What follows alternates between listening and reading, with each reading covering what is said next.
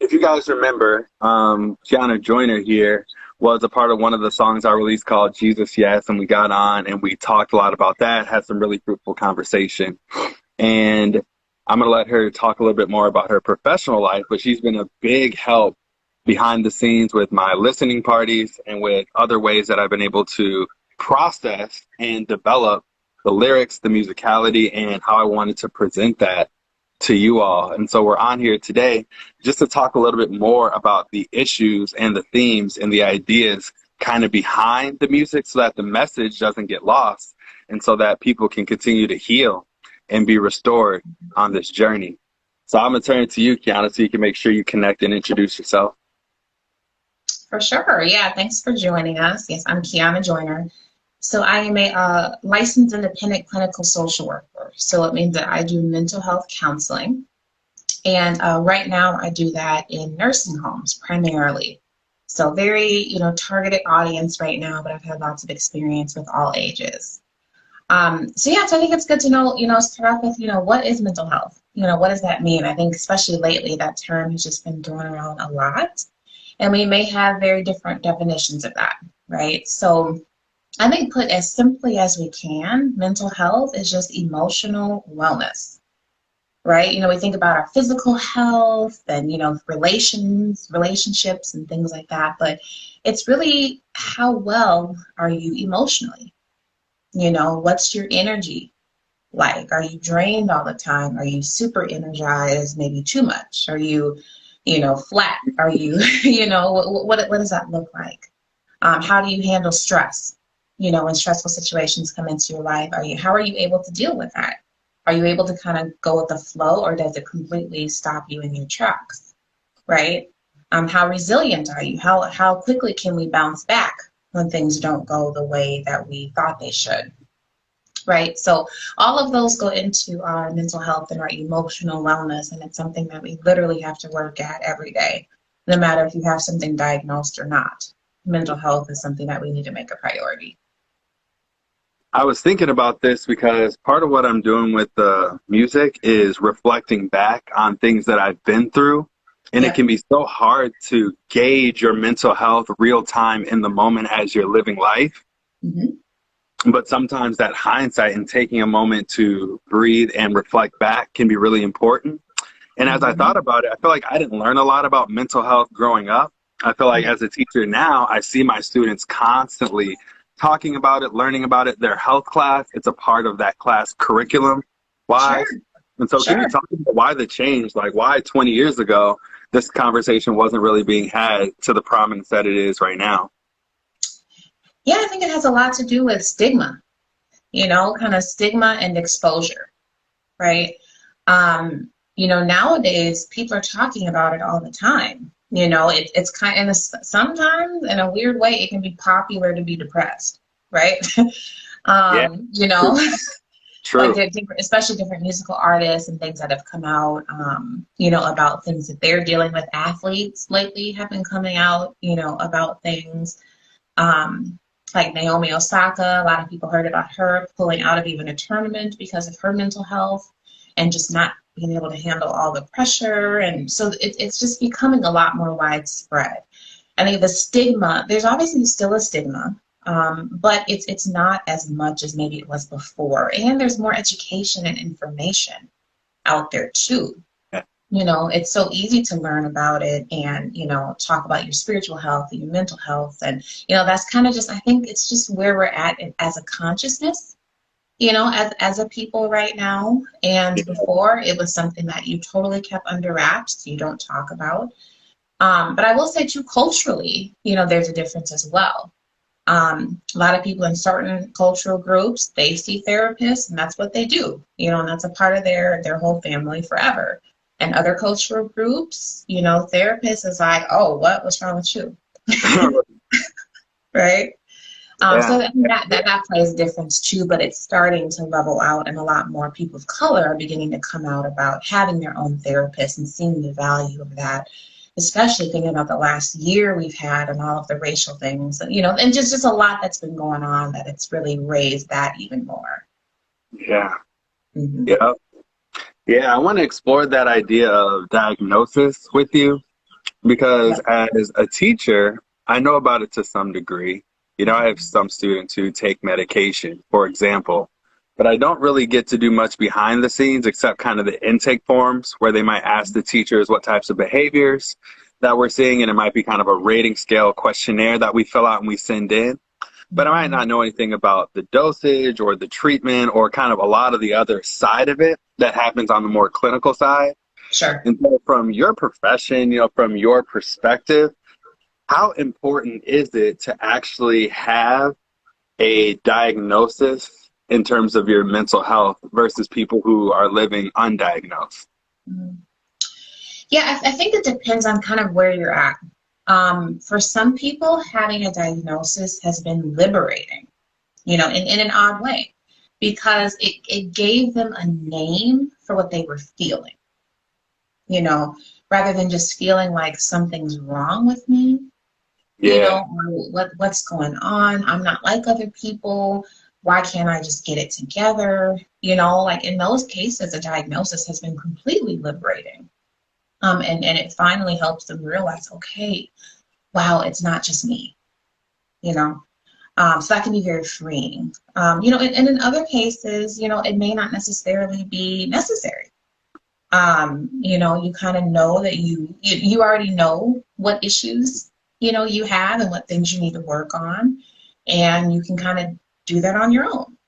So it all depends on, what your lived experience has been, how ostracized you may have felt, some of those Mm. resilience factors. How can you bounce back from things? If someone is more independent and resilient, they may not feel like they have to have a diagnosis. They may already resonate with something that they've read. I don't recommend you reading and diagnosing yourself, but people do it. Yes. Yes. Yes. But you may know, okay, look, I got anxiety. I already know that. I know what I need to do, right? And some people may not feel like they need that official, whereas others feel like that's the missing link. So I'd say it kind of varies. No, absolutely. I Mm-hmm. think as I look at that for myself, I feel like I remember kind of my first inklings of having sorrow and depression and kind of a deep felt loneliness or isolation, probably when I was in middle school, Mm-hmm. you know, and then going into high school. I mean, points of transition are tough. Adolescence can be very difficult. And I just remember feeling like I would be happier if my social calendar was more full. And so I felt like, man, I wish I was more popular. I wish when I got a cell phone, I think in eighth or ninth grade, that was really big because you Mm-hmm. want this thing to be dinging and blowing up as much as other people that you might see, siblings, Mm-hmm. friends, things like that. You want to feel like you're in the loop. You want to feel like you're on the text stream. You want to feel desired, right? You want to feel Sure. known by Yeah. other people. And I Mm-hmm. felt a degree of isolation because I wasn't in constant contact socially with my peers, Mm-hmm. which I think is a big thing in terms of social media technology and how interconnected we are, compared to maybe prior to maybe a little bit further back when I didn't really have the same expectation. I didn't really expect to be connected to friends Sure. all the like I did once I actually had a cell phone. I had an AOL Instant Messenger account. I got MySpace and things like that. And I found myself Yeah. really clinging to those notifications and feeling like I wasn't as desired as I may or may not have been. Yeah, and what's crazy, think about that today, right? Like the social media scene is off the charts.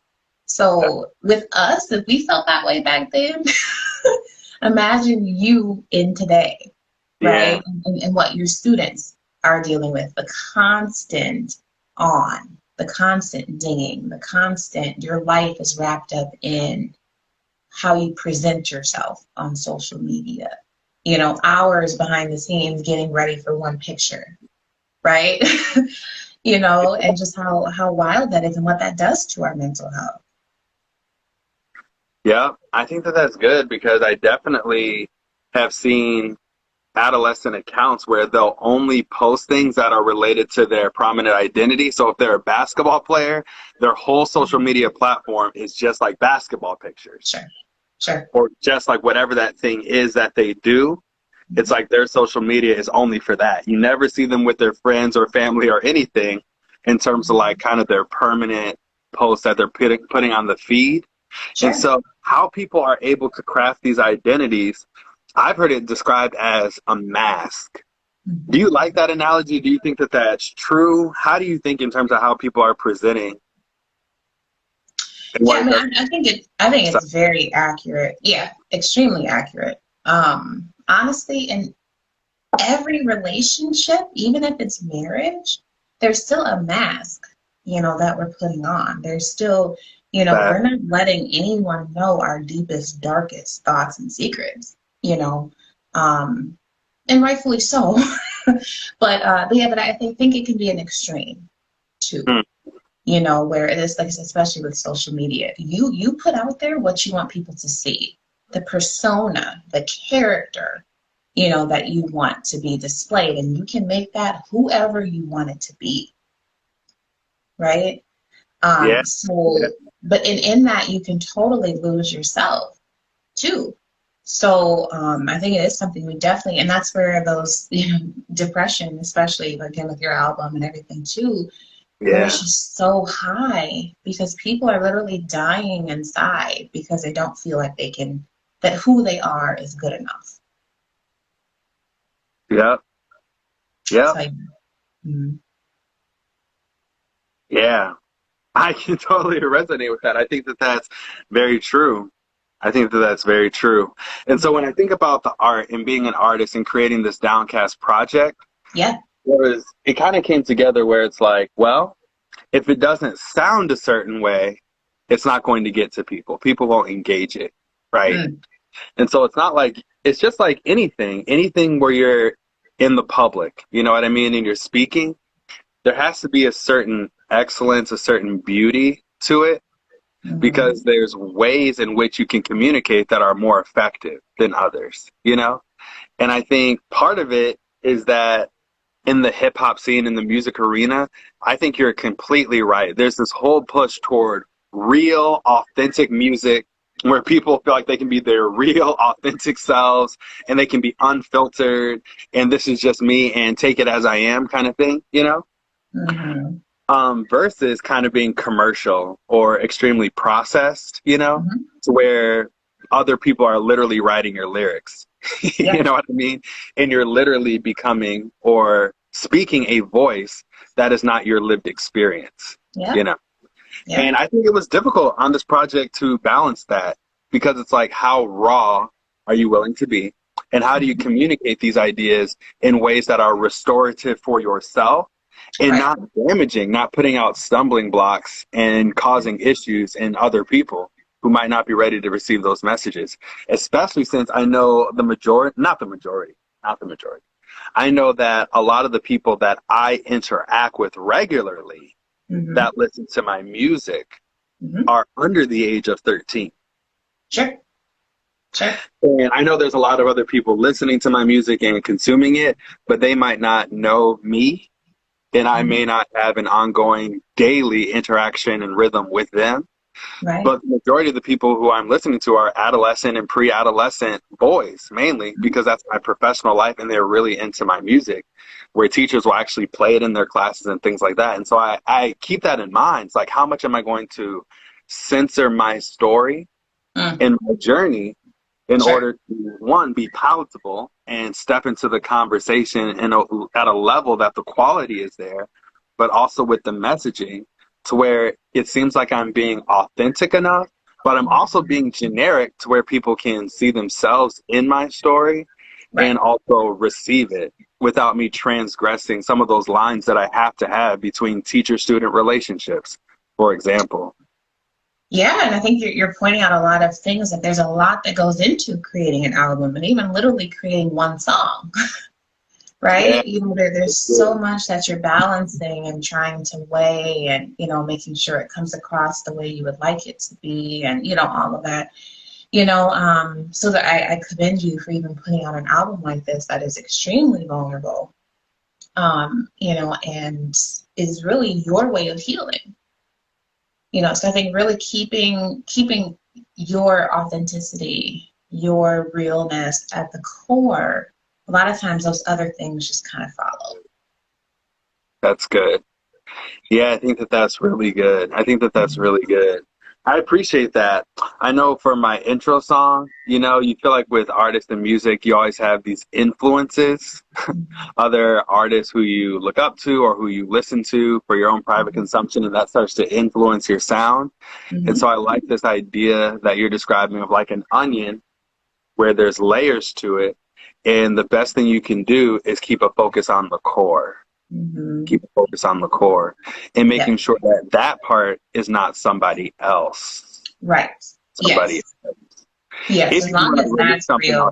If that's a priority to you. Yep. When that's real, you know, the rest just kind of follows. We don't have to try to make it all fit. You know, just keeping that authenticity, I think, is huge. And I think you've, and I've had a little sneak peek at different ones, but I think you've really, you know, done a great job at that. And I'm excited for this album to be released and for, like you said, people to see themselves in it and see that, wow, okay, I'm not the only one. Yeah. And I think you got to the root of it. I think where it starts is just wanting more understanding of who I am as a person.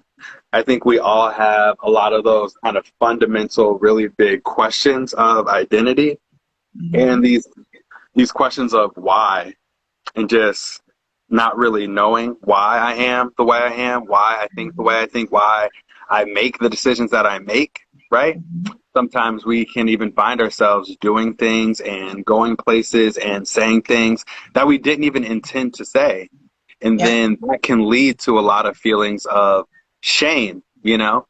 I always feel like as I was thinking through making that song, that new single, is that shame is like when that sense of guilt that you might feel at making a mistake becomes public, becomes exposed so that other people can see it, you know?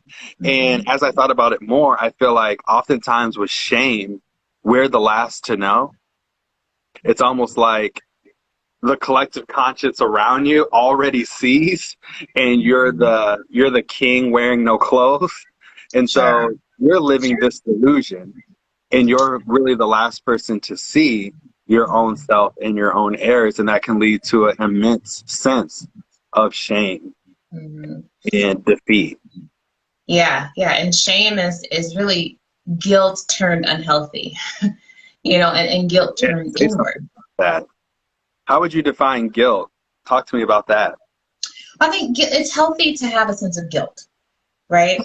You know, if you do something you know wasn't right, you know, make a nasty comment just because you're mad, you know, and you feel bad about that. You know, guilt is healthy, right? Shame shifts when we start to internalize this as, you know, because of what I did, who I am is damaged. Absolutely. You know, and that's a whole different whirlwind. It's so easy to slip into. Everyone's been there. But depending on how long we stay there, that's when that damage continues to really just eat away at us. And it can shift into that deep depression, right? So guilt is totally normal and healthy. Shame is when it shifts to being unhealthy and internalized in a way that we feel that our identity is now flawed or called into question because of an action that we took. Yes. This is helping me. I completely agree. And going back to that first experience, because oftentimes if you don't get to and deal with the root, it can be very difficult to heal. You know, people want to see their fruit and their leaves change, not realizing that so much of the issue is really underground. And so that's why I kind of shared that little middle school experience. But I wanted to ask you, based on what you said, in a healthy conception, how do you feel like a person's reputation, how they believe that others perceive them, and their own sense of self, their own sense of identity, how do you feel like those things go together? Yeah, I think, you know, your reputation kind of develops out of how you see yourself, or how you want people to see you. Yeah. And that, I think that starts off very innocently and very naturally, right? Yes, yes. But then you become aware of your reputation and of the expectations that people have of you. And then that's when, depending on where that teeter totters, it can become unhealthy, or you can just continue to be yourself, right? So I think it can be a fine line with, you can externalize your reputation, right, and make it someone outside of you, make it that mask that we were talking about, right? Yeah. And then that's where it can shift into being unhealthy versus continuing to be authentic and continuing to be you, and knowing that your reputation will just flow out of that. I think that that's good, because I know for me, especially going through high school and then stepping into college as well, I would say there was a huge focus on how much can I control about how other people see me. Yeah. How much can I control that? That was really big. And it played into my sense of identity, because I think it's a heavier thing to try to lift. How do I feel about myself? It's more, to me, and this could be delusional, but it seemed like a lighter thing to try to perform for people. I think I was much more comfortable leaning on my giftings, leaning on my abilities, and trying to spend a couple hours a day performing, hitting the home run, doing all the right moves, saying the right things, code switching, that you kind of already alluded to with the racial conversation.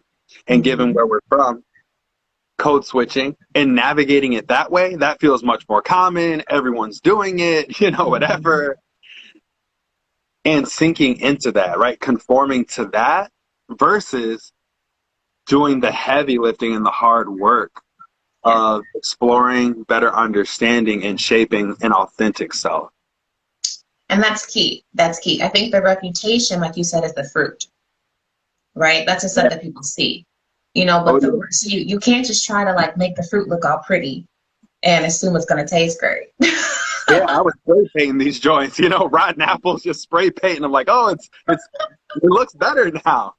But you're right. As soon as someone tastes it, then you find people departing from you, and you find yourself burning a lot of bridges because you fooled them. Yeah, and you weren't being real. You weren't doing the work on yourself. Yep. Absolutely. Yep. And that's the hard work, and it really is work, going inward, acknowledging, being honest with yourself.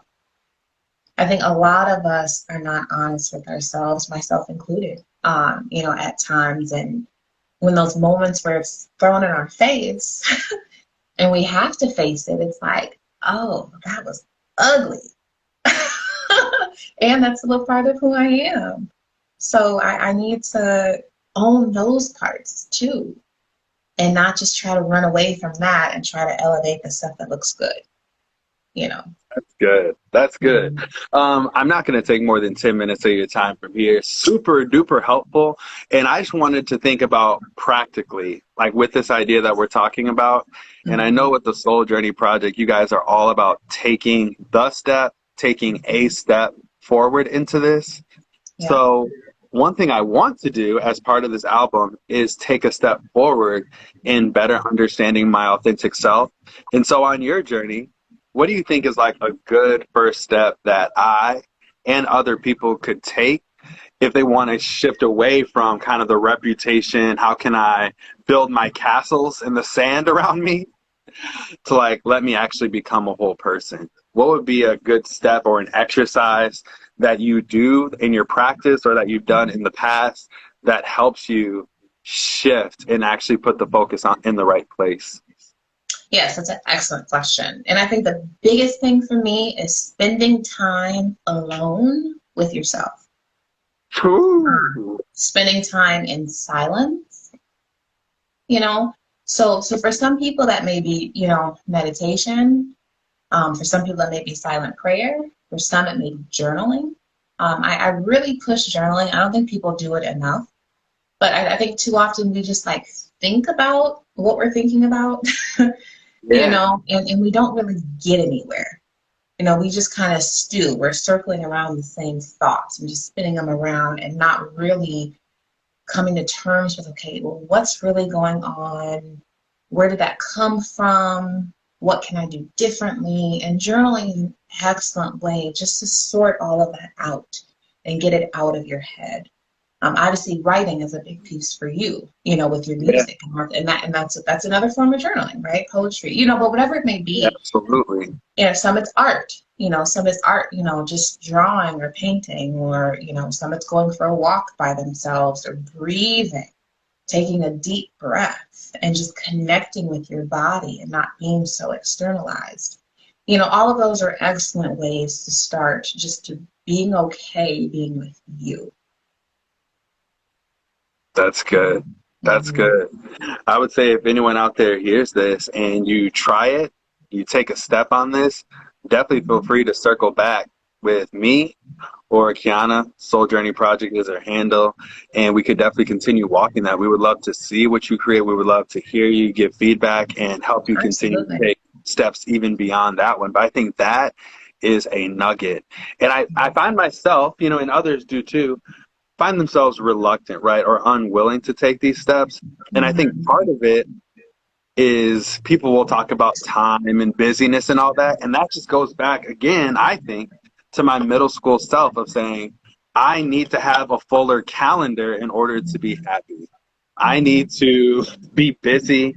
I need to have my time full because if I don't do X, Y, and Z, then things will crumble. And I'm constantly trying to tell my wife, even for example, you know, she might need to not go to work or not go to class for any particular reason. Yeah. And just people giving themselves permission to Yes. say no, to step away, to take a break, to do one of these activities. Yeah. Yeah.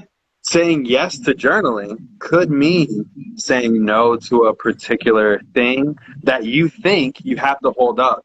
And it's just that image of Atlas, right? Where Mhm. Atlas was carrying the world on his back. He's holding Mhm. up the world, right? That's the Greek myth. And it's important to realize that he was cursed to do that, you know? It was a curse for him to carry the world on his back. Sure. Yeah. And I know a lot of people want to feel like, man, I got the whole hood on my back, you know, me and my squad, and like I'm doing all these things and I'm getting money. All my whole team's eating, you know, we eating out here. I got to make sure my family's fed. I got, you know, whatever.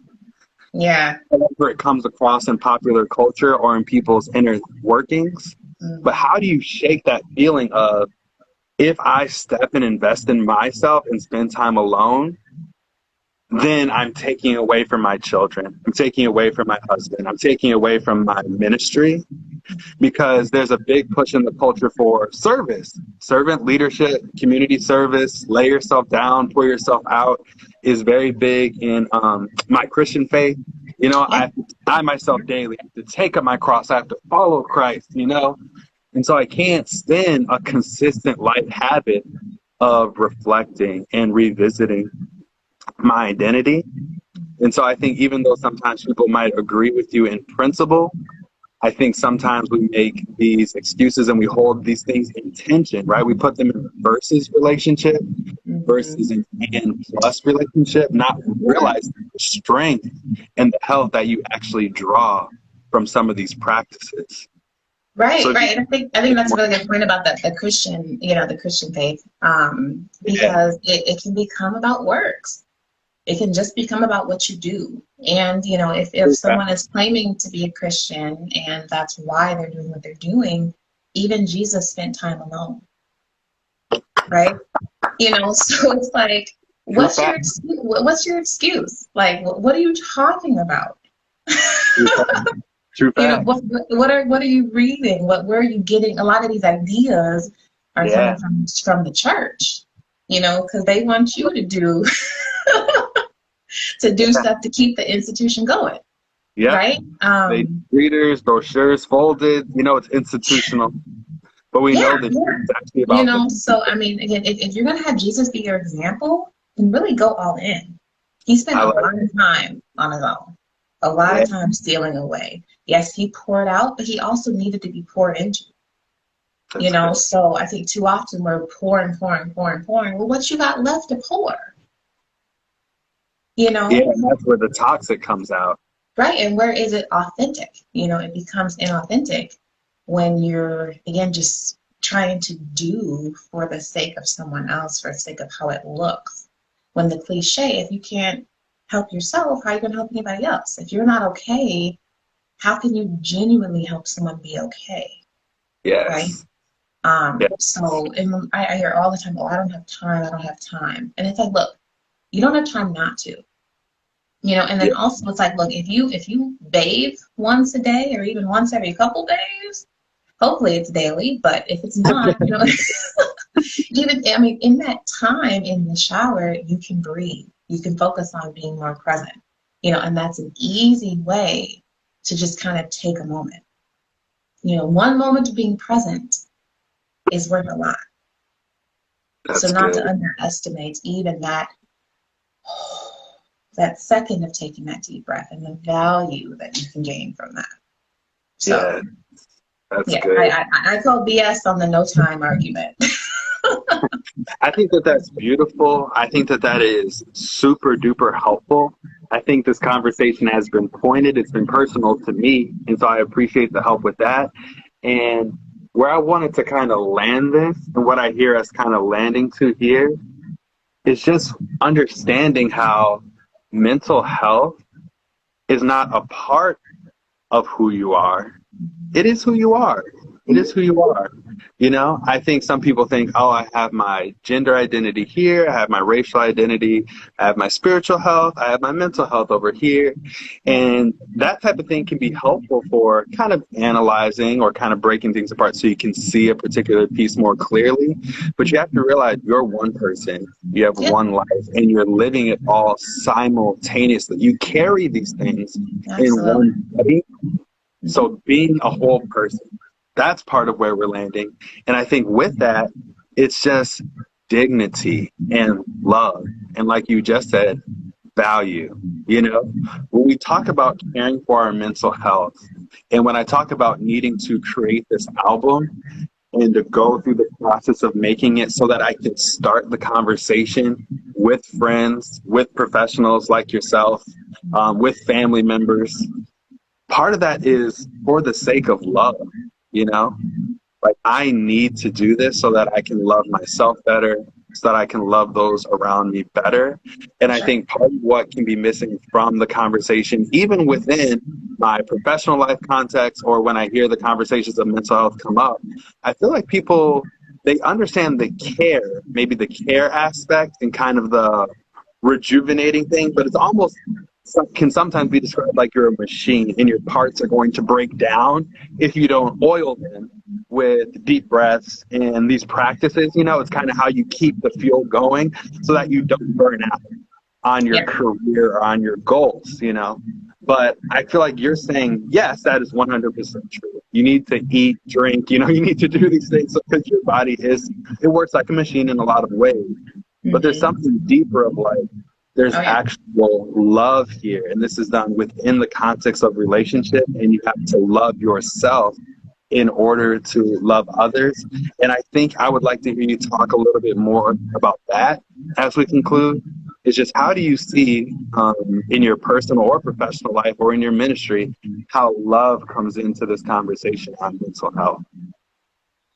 Yes, I think that's a really good point. And it does start with loving yourself, because how can you give what you don't have? You know, what if you don't love who you are, how can you try to encourage someone else? Or, you know, love is the foundation of all. You know, all good, everything stems from love. So really understanding that first you were loved, right? And out of that core identity of who you are is love, embracing that and allowing it to just pour out of you. Right? So I think, you know, it's everything. It's everything. You have to start with understanding who you are and loving who you are, and not loving the character of who you are, because Derek, Kiana, again, that's just our character. Who we truly are is spirit, right? And at the core of who we are is spirit, and spirit is love. So when we understand that side of it, that we are love, then we have something to give. Otherwise, it's this phony, artificial, circumstantial, conditional, twisted, warped, view of love that the world portrays that just doesn't sustain. And it doesn't satisfy. So, so I think knowing that who you are is spirit, and at the core of spirit, you are love. And understanding it from that can help us to love ourselves and then help others feel that too. I think that's beautiful, because in my time in divinity school, we talked about why people were leaving the church.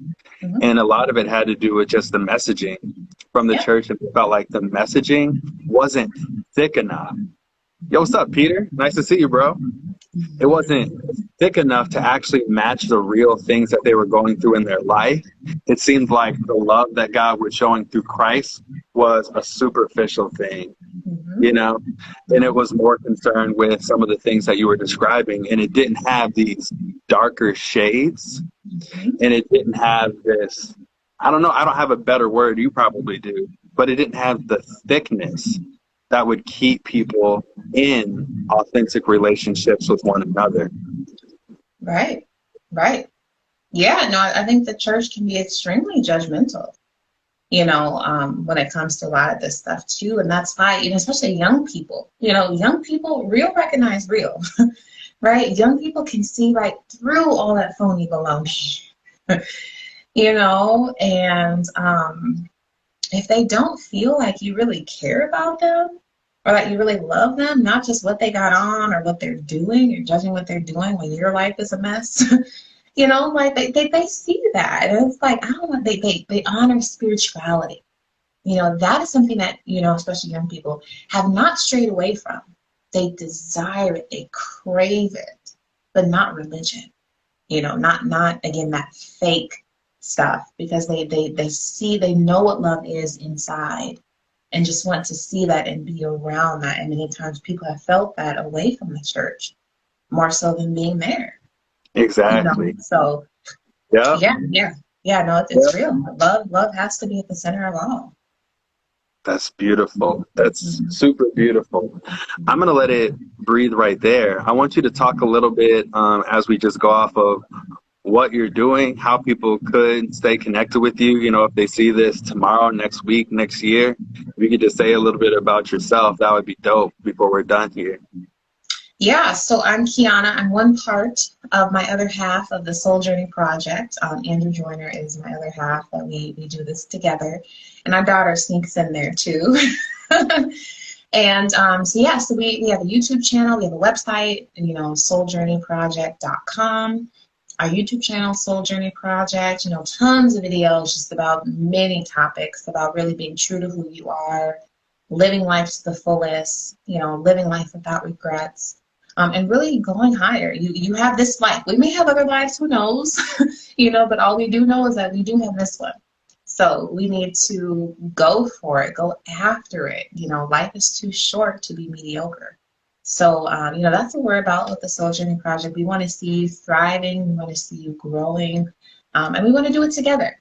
So, we have a Facebook page. We have an Instagram. We have a TikTok, YouTube channel, website.